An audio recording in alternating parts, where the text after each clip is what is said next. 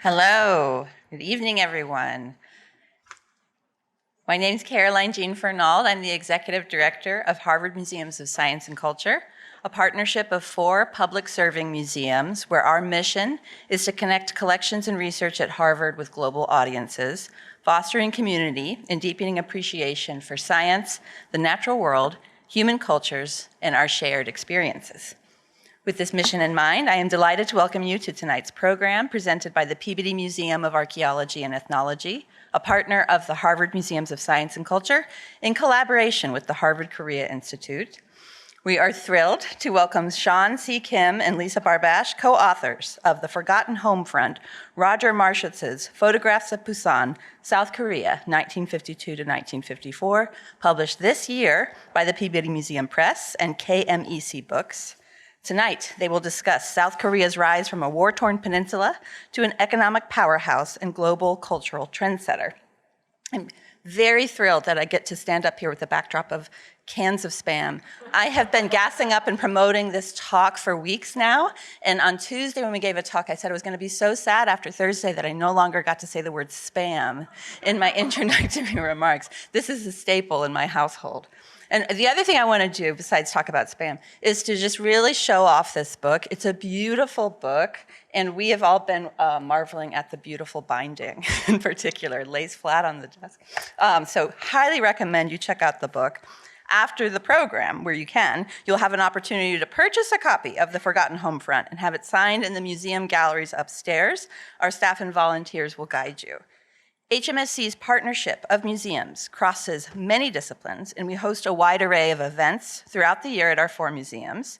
On April 28th, the collection of historical scientific instruments will host the panel discussion, Making a Nation, Technologies of the American Revolution, which will highlight the role of surveying, electricity, and mathematics in the Revolutionary War and its wider historical moment in the Boston area. On April 30th, we will host Arts Thursdays, Botanical Wonders at the Harvard Museum of Natural History. At this event, you can marvel at the Blashka glass flowers, see behind the scenes collections and research, and most importantly of all, make your very own felt succulent. To learn more about additional upcoming museum events, I invite you to visit our website, hmsc.harvard.edu, where you can sign up for our newsletter, or you can also follow us on social media. We are grateful to all our members and supporters for making these programs possible. It is now my pleasure to introduce Diana Lauren, Deputy Director for Curatorial Affairs and Senior Curator at the Peabody Museum of Archaeology and Ethnology. Thank you. Good evening, everybody. It's my great pleasure to introduce our speakers for tonight and to talk about their wonderful work. I wanted to start with a little backstory to provide you with information on how this collection came to be at the Peabody Museum. So the Peabody actually learned of Roger Marshutz's photographs when he cold called us around 2002, 2003. He was a professional photographer, and he decided that the Harvard Peabody Museum would be a place to deposit the photographs that he took as an American GI in what is now South Korea at the tail end of the Korean War. At that time, the museum's director, Ruby Watson, consulted with the late Carter Eckert, head of the Korea Center at Harvard, who felt that they were a wonderful documentation of Korea during 1952 to 1954. When the collection was accessioned into the Peabody Museum, Ilisa Barbash, Peabody Curator of Visual Anthropology, was asked to co-curate an exhibit of the photographs with Sean Kim, Harvard PhD and post-grad. So the exhibition of that work, in which Roger Marshutz was an active participant, was shown at the Peabody in 2006. With Roger's blessing, Sean and Lisa decided to undertake a book. As happens so often, books take time, but we're so pleased with the beautiful product that you can see when you purchase a copy. So let me introduce Lisa and Sean. Lisa is Curator of Visual Anthropology at the Peabody Museum, where she makes films, writes books, and curates exhibits about photography. Her book, Where All the Worlds End, which was published by Peabody Press in 2015, was about Western representation of the Jawasi San in 1950s Namibia and was awarded the John Collier Jr. Award for Visual Excellence in the Use of Still Photography by the Society of Visual Anthropology. She then co-edited To Make Their Own Way in the World, The Enduring Legacy of the Zélie Daguerreotypes, which was co-published by Aperture and the Peabody Museum in 2020. And that book won the 2020, and excuse me if I don't pronounce French correctly, Rencontres des Arles, I'm looking at Ilisa, Best Historical Photographic Book Award. So that's wonderful. Sean is a professor of history at the University of Central Missouri, where he teaches courses in East Asian, world, and US history. He received his PhD in East Asian languages and civilizations from Harvard University, studying modern Korean history under the late Professor Carter Eckert. Sean's research focuses on Korean religious history, in particular the growth and indigenization of Protestant Christianity. So please join me in welcoming Ilisa Barbash and Sean Kim as they talk about their work. Thank you all for coming. Thank you, Diana and Caroline. I'll speak first, and then Sean will speak. And we kind of wrote the book, taking turns, writing chapters, dividing the chapters up, writing captions, editing each other's work, and it took a few years. Sean got tenure. I published other books. But we're really happy to finally have this book emerge. And I want to give a special shout out to Peter Marshutz and Hillary Casanova, who are Roger Marshutz's adult children, who I hope are watching on Zoom. When we accepted Roger Marshutz's photographs, we knew they were something about the Korean War, but it really takes looking through a collection to find out exactly what it is.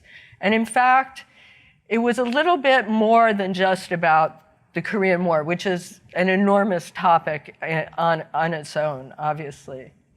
We looked through the photographs and we realized that they were not about combat. They were not about what you really think about when you think about war. Instead, they were about the collateral damage of war.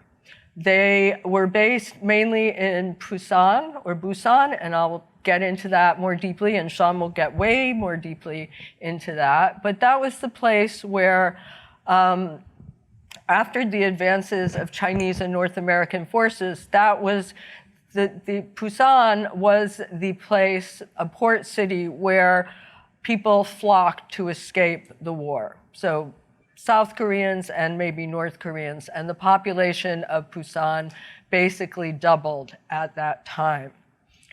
The Korean War is known as the Forgotten War, and if you are a veteran of the Korean War, and I spoke with one, he was absolutely perturbed that I would call it a forgotten war.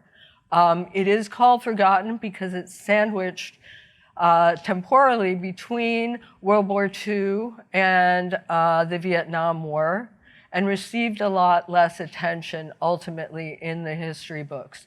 It also never really got resolved, which Sean will talk about in a bit.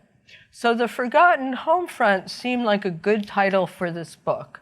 The Forgotten Homefront is Pusan. It's the homefront we don't think about when we think about the Korean War. And I think some might even think about the Forgotten Homefront of the people in the United States and people related to the UN forces who fought the war, what their home lives were like during this 3-year conflict. Roger Marshutz is one of the best photographers you probably have never heard of. Has anyone heard of Roger before seeing this talk or notice of this talk? Okay.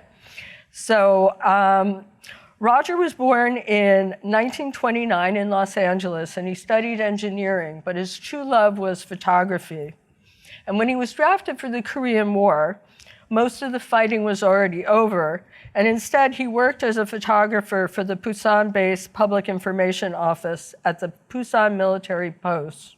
And his primary job was to document American Reconstruction efforts and to do PR for the military.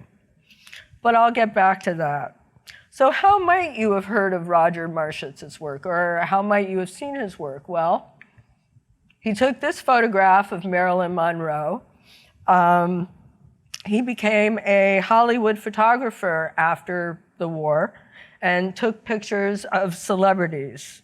He said in a magazine interview, I'd go to someone's house like Natalie Wood's or Kim Novak's and spend an afternoon shooting them or taking pictures on a lot. Being short and a little introverted at the time, I just captured people. The camera lets you hide behind it, lets you lean on it, and make it work. He took this picture of Elvis Presley, which is more famous. Presley was performing at the Mississippi-Alabama Fair and Dairy Show in Tupelo. Roger used a Leica brand camera with a rapid wind base that allowed him to take a quick succession of photographs.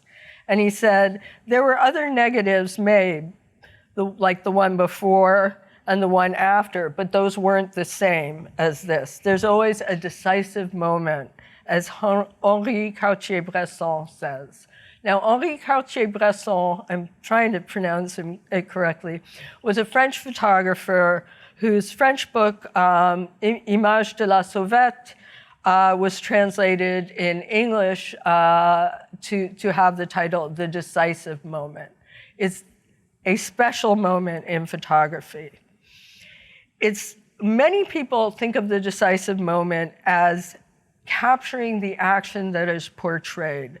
The moment that, and I'm not going to use the pointer the way I thought I was, so please don't be alarmed by not seeing the light go on. It's the moment, he's in action, and you can see it's a wonderful moment. But it's also, the decisive moment actually belongs more to the camera person. It's the way the action fits into a frame geometrically with this perfect diagonal reach of Presley and the microphone, Presley going down, the microphone and his body going up, and toward the crowd reacting back, Presley's head and shoulders sort of aligned almost at the top of the frame. And then you see this guitar person right there, and that kind of enlivens the whole composition. And you can imagine the frame before and the frame after could not have possibly captured all these elements. It is a decisive moment. So Roger was very fond of diagonals, and it's going to be a theme in my portion of the talk, and then you'll start seeing diagonals wherever you go, especially in Sean's images. So we have the diagonal of the enormous load of I'm not even sure what on the man's back going like that, and then sort of a blank space, but with interesting squares and lines in front of him. And then the diagonal of the handle of what he's carrying. And what he's carrying is a load using a pack called a chige, and Americans called it an A-frame. So it has a point at the top and goes out, boop, like an A. American soldiers really admired that. I found writings by American soldiers who were talking about what amazing construction it was. Somebody liked it so much, they named the local newspaper for the military services the A-Frame News. It was a local weekly version of Stars and Stripes, which still does exist, which is the voice of the military for the troops in a newspaper form. The A-Frame News not only printed many of Roger Marshutz's photos, but also articles he wrote about how to take pictures. Roger was, in fact, one of over probably 700 soldiers who photographed the war. And of course, there were professional photographers who photographed the war as well.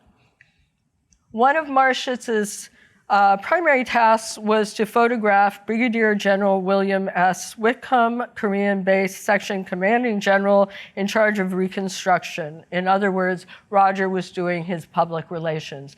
And you can see kind of a diagonal between the top of Whitcomb's head, going down his neck to the bottom of Syngman Rhee, the president of South Korea's elbow.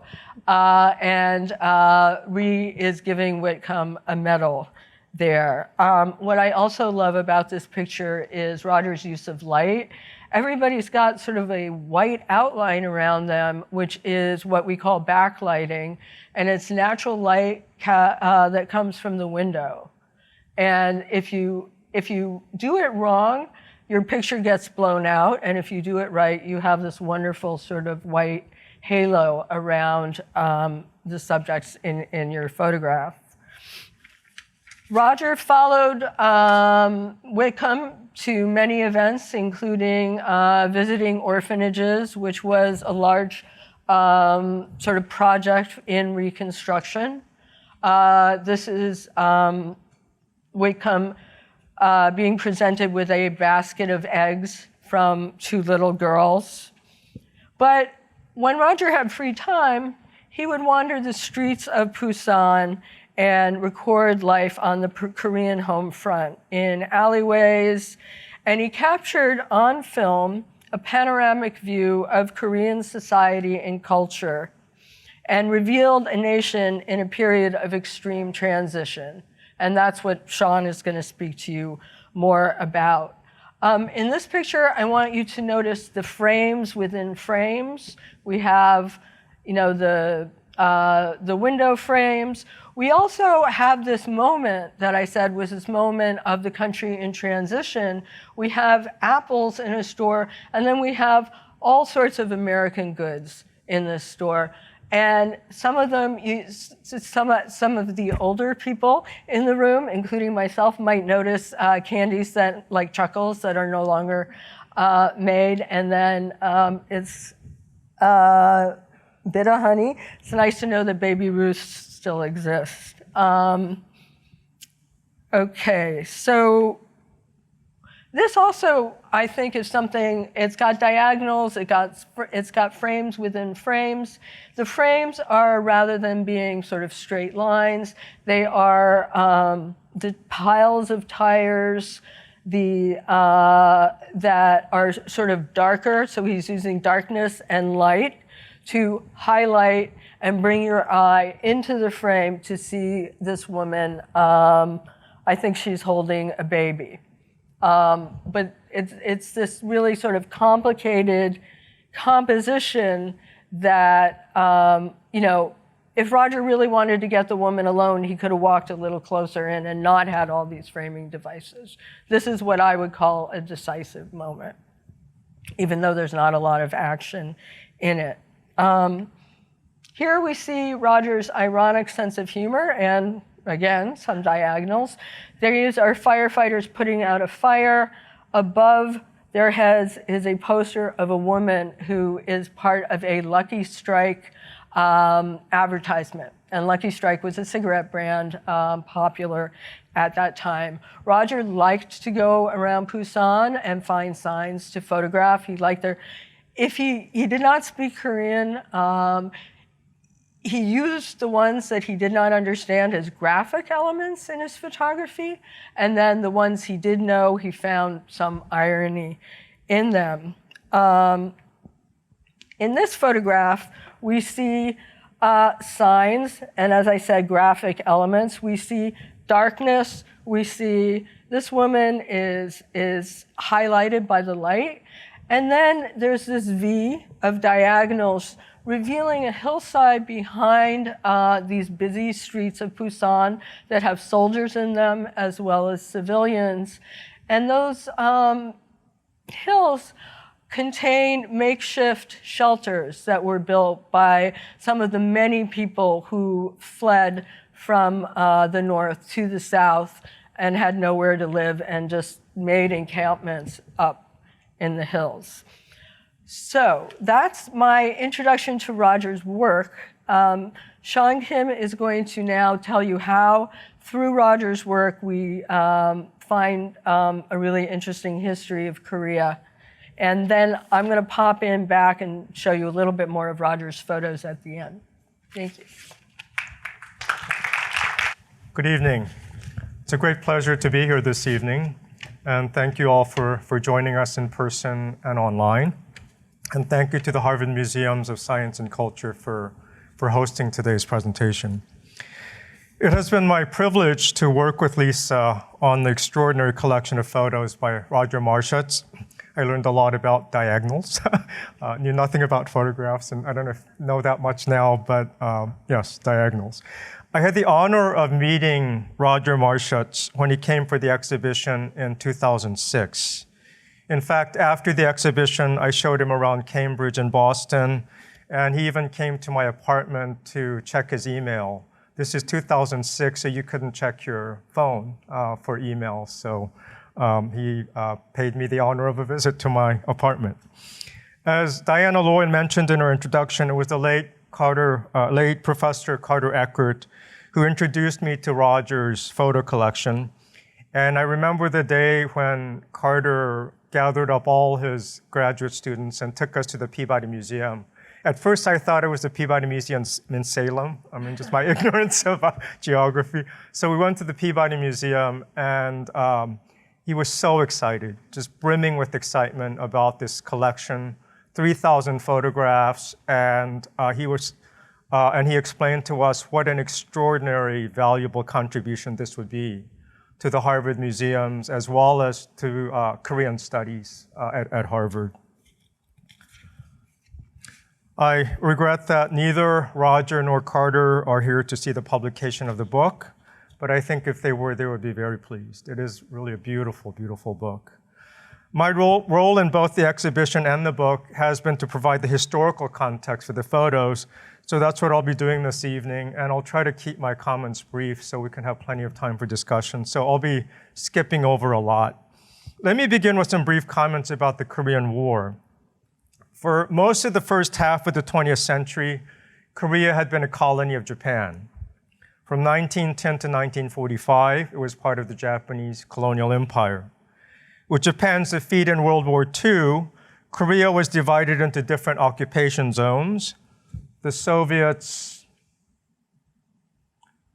in the north, the Russians in the north, the Americans in the south. So similar to what happened to Germany after World War II, the Allies came and partitioned the country, military occupation. So, and then when the Soviets and the Americans left, the Koreans themselves split by ideology, established separate governments in the north and south, and sadly, the division continues to this day.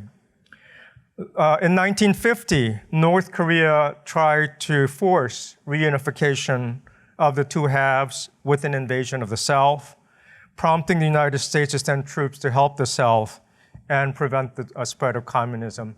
I grew up in Independence, Missouri, and some of you know that's Harry Truman's hometown. You know, this is the era of Truman's containment policy and preventing the spread of communism. The war ended in a stalemate, and the Korean peninsula remains divided, roughly along the same boundary where the war began. What followed the Korean War was the rebuilding of both Koreas, but based on very different models. North Korea turned to the Soviet communist model, and South Korea to American-style capitalism. And for South Korea, the political, military, and economic ties to the United States continued in the decades that followed. So one of the themes that are in the historical part of this book is the very, very close relationship between the US and South Korea. And it's not just political and military ties that began with the Korean War, but it extends well beyond that into society, culture, religion. Almost all aspects of South Korean life you can't imagine without the relationship to the United States. The city of Pusan played no small role in South Korea's remarkable post-war transformation. As Lisa pointed out, during the Korean War, in the initial invasion, in the initial wave of the North Korean military, so the North Koreans crossed the border and within a very, very short period of time, took the entire peninsula except a 50 by 50 mile area known as the Pusan perimeter. So the port of Pusan and the area surrounding it, that was all that was left of South Korea when the US decided to intervene. So during the Korean War, Pusan was South Korea's only opening to the US and the world. And it was through Pusan that American forces and economic relief and aid entered Korea. Since the war, Pusan, as the nation's main port, has served as a gateway for international trade and commerce. Today is a vibrant cosmopolitan metropolis of 3.5 million people. This is a photo of Pusan in the early 1900s. For centuries, the city had served as the main port for Korea. In particular, because of its proximity to Japan, the city served as a center for the trade between Korea and Japan. In fact, during the Joseon dynasty, which was 1392 to 1910, Korea's last dynasty, very long dynasty, there was actually a part of the city that was a Japanese quarter, where Japanese lived and carried on trade with the Koreans. When Japan made Korea a colony in 1910, it further developed the city as an international port. This is a photo that Roger Marshutz took of the city during his time in Korea. Because Pusan was spared the fighting that took place during the war, Pusan perimeter, most of the city was left intact. And so many of the building structures, well, most, from the Japanese colonial period survived in Pusan, whereas the rest of Korea, they were destroyed. Now, parts of Pusan were destroyed during the fire. Remember, you saw the firemen with the hose. There were major fires in Pusan when Roger was stationed there. This is a street scene of Pusan, and notice the Japanese-style buildings. And the Japanese also built a lot of Western-style buildings as well. And just an interesting bit of trivia, the students here, they look like either middle or high school students. The school uniforms, those are a legacy of Japanese colonialism. And from what I understand, they're based on Prussian military uniforms. The Japanese like Prussians. You saw Brigadier General Whitcomb in an earlier slide, and again with President Syngman Rhee. He was a president from 1948 to 1960. He was educated in the United States, including a master's degree from Harvard. And during the Japanese colonial period, he spent most of his time in the United States lobbying for Korean independence. And then after the Japanese left, he became the first president of the Republic of Korea. This is a closer view of one of the many refugee camps that dotted the hills of Pusan. When I first heard about this photo collection, one of kind of my personal agendas, both my father and mother were born and raised in Pyongyang in North Korea, and they fled when the UN forces retreated. And the Chinese entered the war in the winter of 1950. So UN and US forces retreated. So both of my parents, they were teenagers. They fled with the American troops. And my father went all the way down to Pusan. And so I thought, Dad might be in one of these 3,000 photos. I never found him. There was one that looked like him, but he wasn't in the photos. The book covers many, many different aspects of the home front, and in the interest of time, I'm going to focus on two, leaving out a lot. And those two are the economy. South Korea went through a remarkable economic transformation in the 60s, 70s, and so on. And then the other area that I'd like to focus on today is religion, since that's my area of expertise. But also, Roger Marshutz had lots of photographs of religion. So beginning with the economy, Roger's photos depict the South Korean economy at its lowest point. devastated by the war and just beginning to recover. I remember a week or so ago hearing in the news how, the war in Iran, just, that kind of limited military action, it's going to take 12 years to recover. Think about the devastation, the total war of the Korean War, how long it took South Korea to recover, although it recovered, it rebuilt itself rather quickly. Into the early 1960s, South Korea was one of the poorest countries in the world. The economy was almost entirely dependent on US economic aid. It was really a basket case. Roger has several photos of the informal, extra-legal economy that developed, so-called black markets. He took numerous shots of open-air markets and stalls where a variety of imports, mostly US goods, were being sold by vendors. And US military boots, and I don't know what else is on this table, but I love this photo of him counting the money. While Koreans on the streets suffered severe shortages of food and goods, American soldiers sat on a huge surplus in their military installations. The items made their way into the streets through collusion among US soldiers and Korean participants. More US goods, piles of cans, canned American goods. One of the most popular items that came from US bases is Spam. And I'm going to go back to I saw a similar display at H Mart, and I love this Spam Classic, Spam Mild. One slice of Spam with a hot bowl of rice. Introduced by Hormel in 1937, Spam spread around the world since World War II with US soldiers. And of course, I know a lot of you are probably familiar with Hawaiian cuisine, how they incorporate Spam.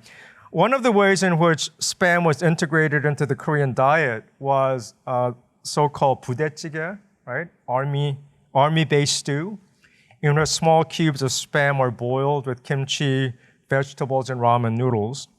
While some of the Spam may have come through the extra-legal markets, there are stories of Koreans scavenging through the trash of military bases to find the Spam and whatever else was edible, and putting them all in the stew. So it's also called garbage stew.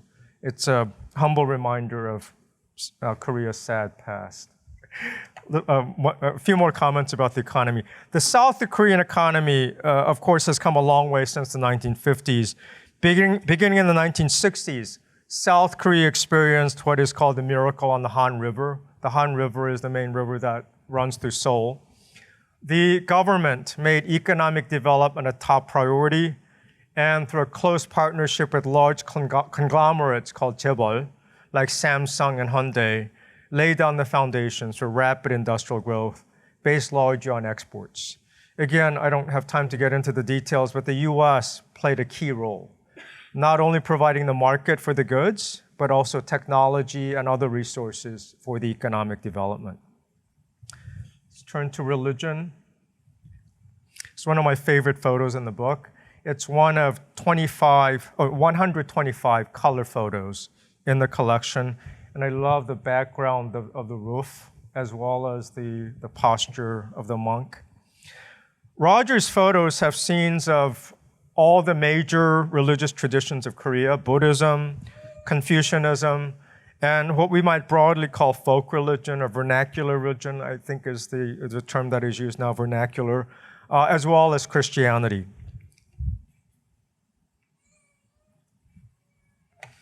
This is an example of the vernacular religion, fortune telling. And the man here is giving advice on everything from prospective spouses to the whereabouts of missing relatives. The predictions are based on a variety of different factors, such as year, month, day, time of your birth. Part of the vernacular religion is what we call shamanism, and I know that recently Korean shamanism has been introduced more broadly to the world in a big way with the popularity of K-pop demon hunters. In the 1950s and 1960s, shamanism was actually suppressed by the South Korean government as superstitious and backward. But in the 1970s, it experienced a revival, even being seen as the spiritual foundations, kind of the primal religion, the foundations of Korean identity. And today it has gone global. I have a colleague who is a specialist in Korean shamanism, and she looks at shamans in the Korean diaspora, Los Angeles, Hawaii, Europe, and also how shamans today are using social media to reach a newer and younger audience. Among Roger's photos of religion, the vast majority are connected to Christianity. This comes as no surprise, as the majority of the US troops were Christian, excuse me, although Roger himself was Jewish. But the US military also coordinated its relief efforts in conjunction with Christian organizations. One of them was the Maryknoll Medical Clinic, and this is a Maryknoll sister. This medical clinic, which provided free medical care, was established during the Korean War as an emergency medical facility. And today the clinic has become a full-fledged hospital, the Maryknoll Hospital in Pusan. The Protestants were even more active than the Catholics in the partnership with the US military, running orphanages as well as distributing relief packages. This is a photo of a Christmas service at one of the orphanages sponsored by the US military. The banner reads, Evangelistic Band, 전도대, 부산 재건교회, the Pusan Reconstruction Church. Such bands were sent out regularly on Sundays by churches to preach and distribute tracts. Pusan became a haven for the mass exodus of Christians who had fled the war, as well as the persecution of their religion by the communist government in the north. And when the war was over, they spread out from Pusan to other parts of South Korea to plant their churches. Both the Protestants and the Catholics drew their support from American churches and leaders. During the war, the evangelist Billy Graham had visited Korea to conduct one of his crusades. And some of you may be familiar with Cardinal Francis Spellman, who was the Archbishop of New York. He also visited, and Roger has several photos of the Spellman visit. Some of you may know this, but South Korea today is one of the most Christian countries in Asia. And an example of this is the world's 5 largest churches are in Seoul, including the largest one of all. It's a Pentecostal church, and they claim a membership of 600 to 800,000. And so what began as a handful of churches in Pusan has really exploded in terms of success, numerical success. It was in the context of the Korean War that the foundations for the relationship between South Korea and the US were laid. Roger Marshutz's photos of Pusan document the forging of that relationship, one that in the decades to follow would extend beyond military, political, and economic ties to society, culture, and religion. The US has played an integral role in the rise of modern Korea. The photos reveal a country that is just beginning to recover from the ravages of war. There are heartbreaking scenes of refugee camps and orphan shelters. But in spite of the bleak circumstances of wartime Pusan, there's a vitality and energy that comes through the photos. From the hustle and bustle of the markets to the children at school and at play, Korean daily life resumed as the war drew to a close. And Roger Marshutz, with his camera, captured these images of vitality and hope for the future in a way that no words ever could. Ilisa will now return.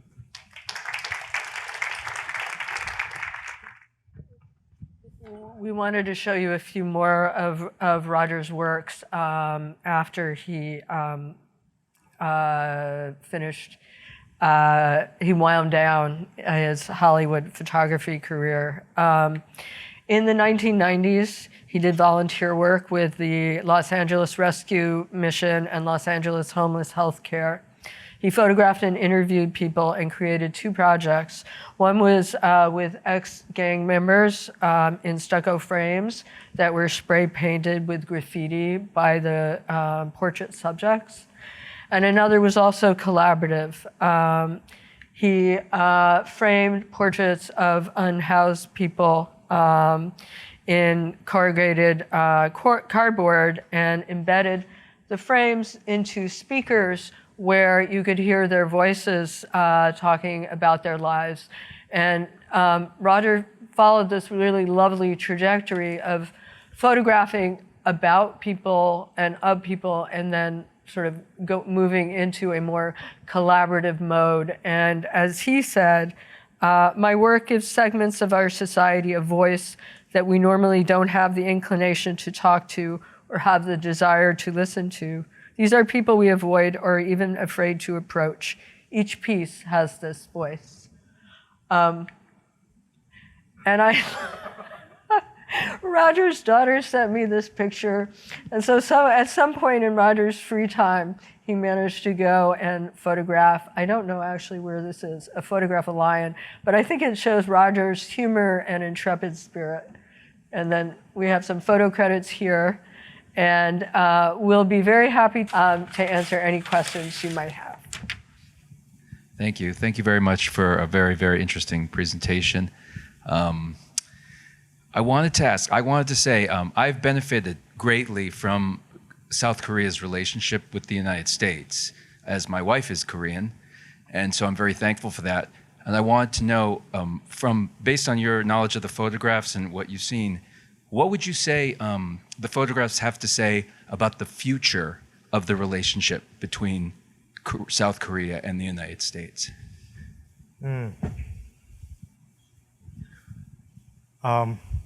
Historians don't like to talk about the future, but I think the future. President Obama made a statement about how, the very, very strong relationship. This was a number of years ago, but how Korea is one of South Korea is one of the closest allies of the U.S. and I think that will continue because the U.S. continues to maintain a military presence, right? 20-some thousand troops stationed in Korea, and the economic ties, and even something like an example like Korean actors winning the Academy Award, right? That's kind of an American validation of Korean actors. The relationship is just so intimate that I think it's hard to predict the future. Now there are challenges in that relationship, but I think my 2 cents worth is that it will continue pretty strong. I had a question about the religion. Actually, my in-laws are buried in a cemetery, Catholic cemetery in Los Angeles, and there's a Korean priest from the 19th century, a big statue of him there. So I know that Catholicism had come much earlier, but it sounds like it grew exponentially after the Korean War. So was that due to sort of the seeds having been planted earlier, or due to people looking for something different in a time of distress, or what led to, or a lot of proselytizing from the Americans, or how would you characterize that? Right. I could spend the rest of the time answering that question that deals with my research. As you pointed out, the Catholics came in about a century before the Protestants. So 1784 is when Catholicism came, and then the Protestants, 1884, like exactly 100 years later. And the Catholics didn't grow as quickly. And I think part of it had to do with its hierarchy, foreign priests. But the Protestants, one of the factors was really aggressive proselytization, evangelism. And then, there are other factors as well. During the Japanese colonial period, the Japanese were the imperialist villains. And American missionaries, Protestant missionaries, they had set up schools and hospitals. They were seen as our friends, our supporters. So you don't have the same kind of anti-imperialist view of Christianity complicit in imperialism, right? So that helped the Protestants. It's really a number of factors, but I would say the aggressive evangelism, certainly for the Protestants. But then, the growth has actually tapered off a little bit recently. There have been a number of major scandals involving large churches, corruption. The growth of the Protestant church has stalled a little bit or even declined, but the Roman Catholics have really grown a lot in the last couple of decades. And part of that has to do with the fact that when South Korea was under a series of dictatorships, the Protestants pretty much accommodated, or even supported the dictators. And so they lost a lot of kind of moral credibility, authority, whereas the Catholic Church was very much part of the democratization movement. And Cardinal Kim, Stephen Kim, was an outspoken critic of the dictators. And I think that has really helped the Roman Catholic Church. So Korea isn't the most Catholic country. I think the Philippines is, but Korea does have a very large Catholic community, and I think 103 saints, canonized saints. So, Thank you so much for that talk.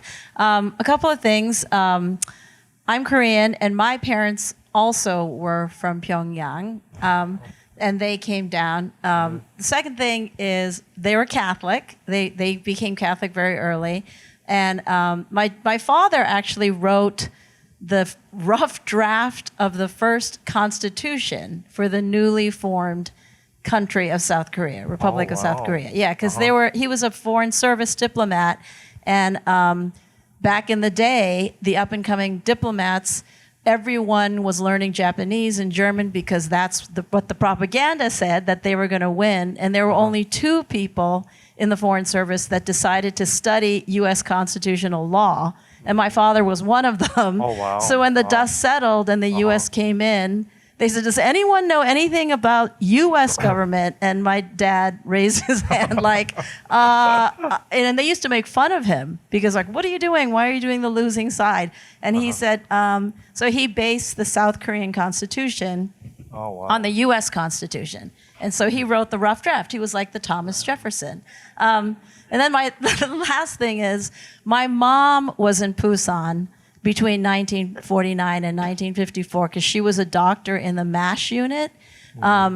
So do you have pictures? This is the reason why I came. Do you have pictures of MASH units or the U.S. military or U.S. military hospitals in Pusan? Because I would love to look and see if I can find my mom. There's really nothing outside of Pusan. But in if hospitals or anything? Well, we have them all online, so you can go through our website and access collections online and put in Marshutz's name. Okay.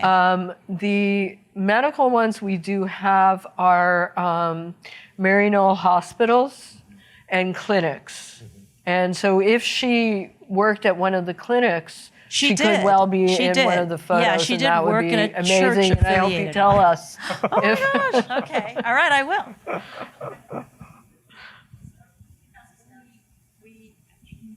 We have a question from the Zoom audience. Could you share any insight to the lives of Korean civilian women and children post-war?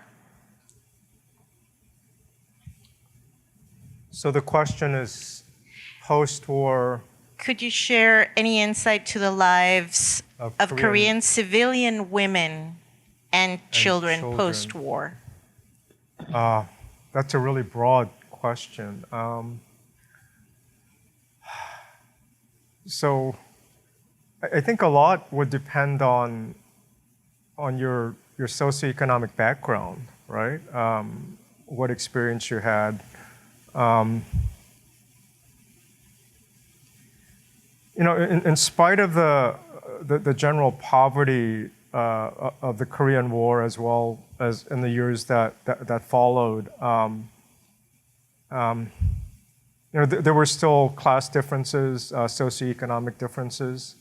So I would say for the general public, including women and children, I mean, there were very challenging times. I mean, as I mentioned earlier, the country was very, very poor. Yeah, it's a little beyond the scope of the book and photos. Now the book does talk about adoptions. That's something that we weren't able to cover in today's presentation, but there are many photos of the orphanages and Holt. Some of you may be familiar with the Holt Agency. That was a main agency that facilitated adoption of Korean children in the United States, and recently they've come under criticism for ethical abuses. But thousands of Korean orphans came to the United States through adoption, and women.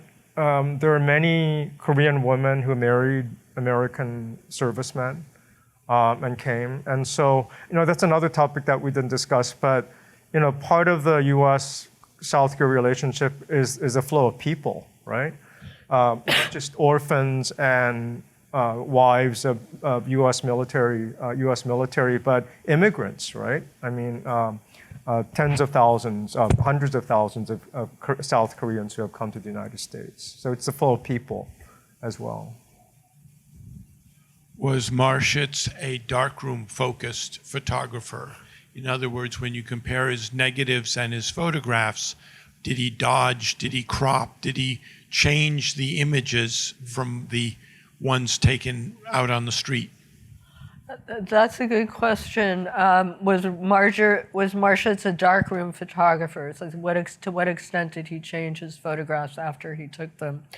I would say in Korea, he just sent them off to either Japan or there was a ship that had a lab, and they would be processed there and then and printed, and then he would submit them for publication.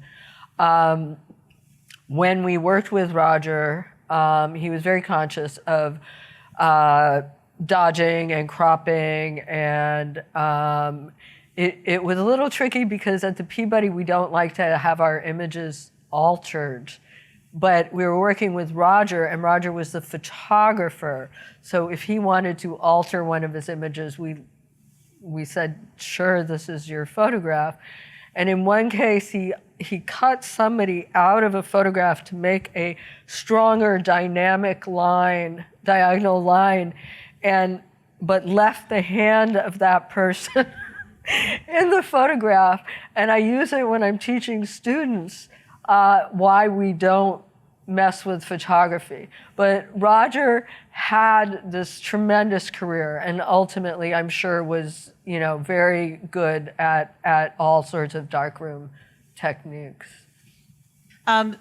You briefly mentioned the rebuilding economically through companies, right? And I'm wondering, was there a model for that? In other words, why was that decision made? Mm-hmm. Is that decision also made? Has it also been made in other countries?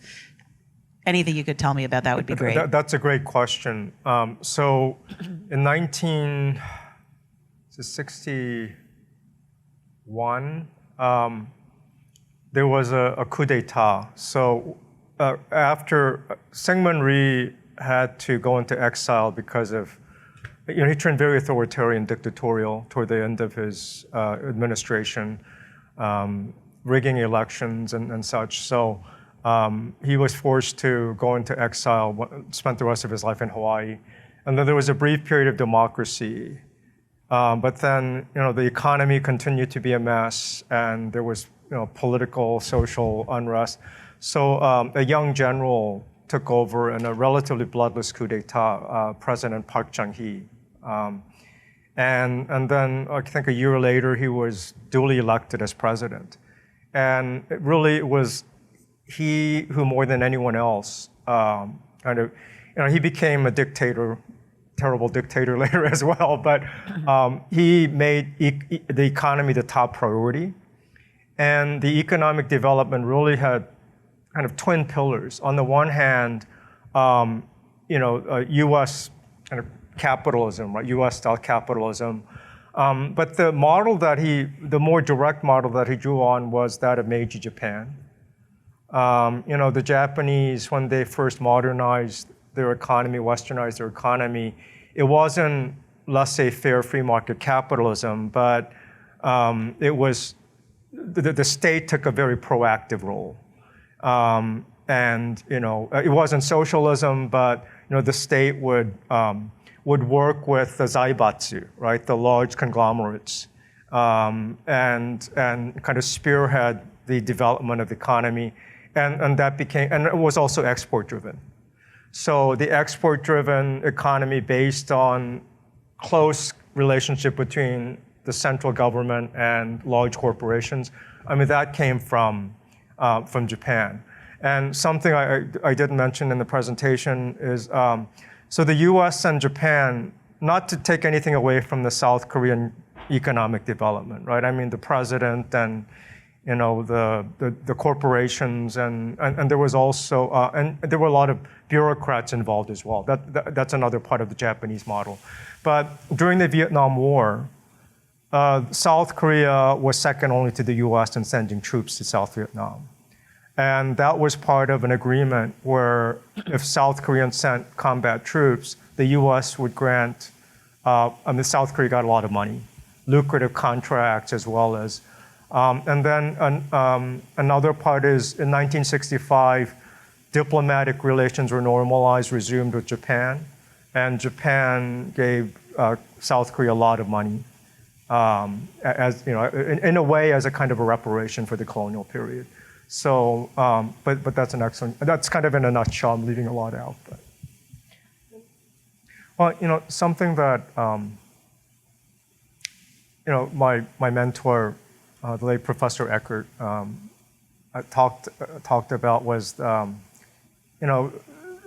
way that I was trained and a lot of historians are trained is we kind of look at the big picture and big events and major figures part of my training, although I wasn't like a big part of my training was like the quotidian, like the daily life. And there's so much that is missed when you just look at kind of the big picture. And so, there were a lot of moments when I thought, wow, you can't really get this from textbooks. And well, in particular, I guess, the example that comes to mind is the, I mentioned in response to an earlier question, but the orphans, right? Recently, many of these orphans now they're adults, and there are quite a few good scholars of that history. But that was something that I had not really. So that was one of the surprises. That part of we knew there were orphans in the Korean War. We knew there were orphans who were brought to the United States, but just the detail and like the names of the orphanages, and I didn't know that the U.S. military was part of that, part of the relief efforts. And then when I did the research, a lot of the kind of dark side of that history too. On the one hand, such good intentions, right? Bringing, in fact, I think before Holt got involved, some U.S. soldiers would literally pick kids off the streets and like send them home, right? But seeing the experience through the eyes of the children, what that must have been like, right? To be sent from war-torn Korea to the Midwest, right? America. So. Yes, thank you for the question. Thank you so much. Thank you. Thank you.